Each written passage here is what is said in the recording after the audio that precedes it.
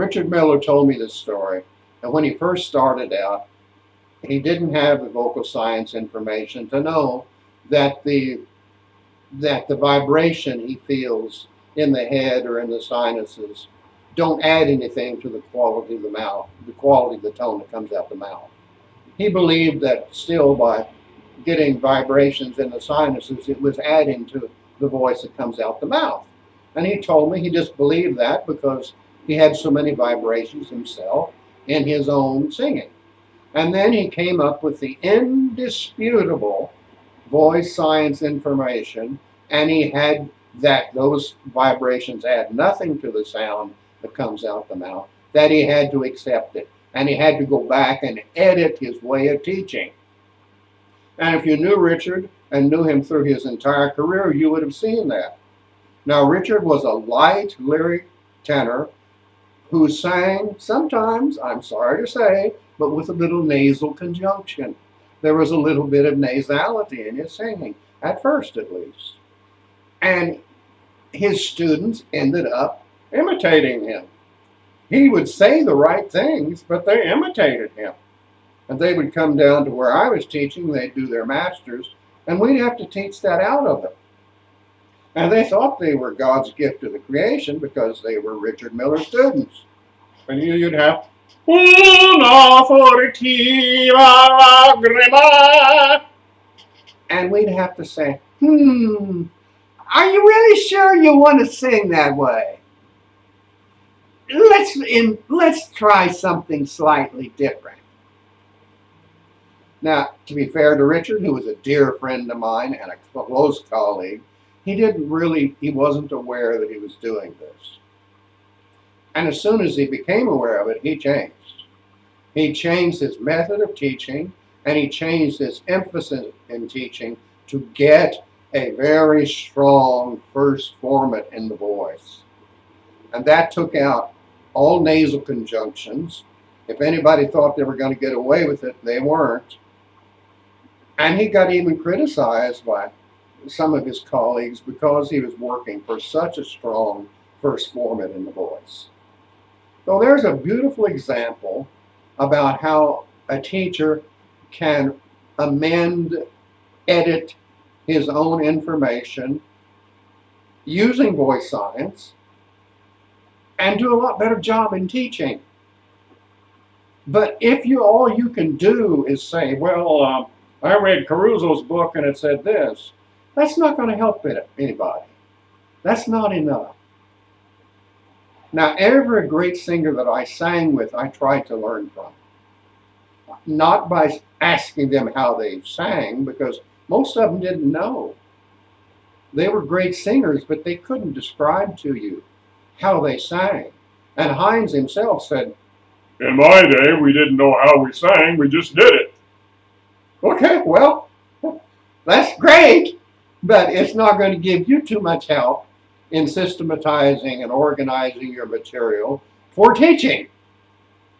So you begin to ask him questions, and then you begin to analyze his singing mechanically. And I did that with him. I measured his laryngeal draw. I measured his larynx. I observed what happened in his vocal tract when he sang. I studied the way his jaw worked. Okay? I studied the way he breathed. So I used my connection with him, not just to listen to him, although that was very important, but to observe and measure him. And then I began to get information which was consistent with other great singers. So you didn't have to read his coffee table book, Great Singers on Great Singing, because that's a laugh riot. You read all of those singers. They don't have a clue how they sing. They come up with the craziest ideas, and yet they're great singers. So McCracken was talking to Hines in that book about how he used the breath in singing. And McCracken said, well, it's sort of like drawing the feather down in the bow, and then you let it go. And Hines, being ever the literalist, said to him, "Now let me get this straight. You mean the arrow with the feathered tip is down in the abdomen?" And so this is how we get screwed up. We take the descriptions that people have and we try to make them literal mechanics, which they're not. So figure out what he was really saying, what he really was referring to, and then you realize that he's talking about the way the suspension system in the larynx works with the inspiratory muscles and what kind of two-way stretch that makes you have as you sing. That's the bow and arrow thing. So that book is a very interesting book, but it's not literal. And people will be just as confused with that book if you try to believe it literally as you will if you try to believe the Bible literally. It's not literal either. Okay, I'll get into trouble on that, I know. Okay, so if you want to talk about where the real mask is, oh yes. Now, the real mask is above the hung knee exercise. What are we talking about here? If you want to explain to someone the actual mechanics, use simple terms that are really true. Okay? So, when you do a nasal consonant, a nasal, a velar nasal like NG, the tongue is in the back of the mouth, all bottled up. The larynx is high, the throat is closed. It's the absolute opposite of any vowel formation. And the sound goes in the nose because it's a nasal consonant. So, we don't want to sing there. If we do, we'll sing in the nose.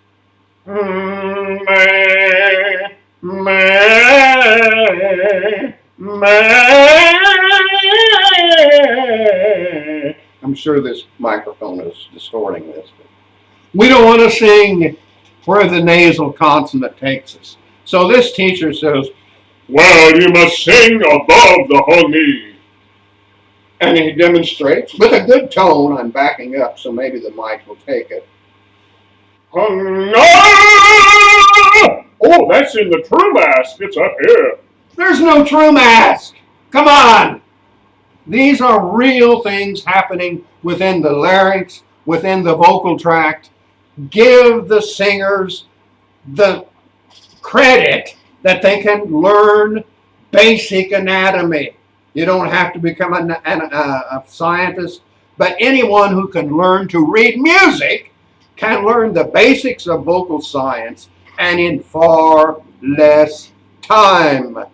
And you won't be so subject to hucksters on the YouTube trying to teach you this or that method.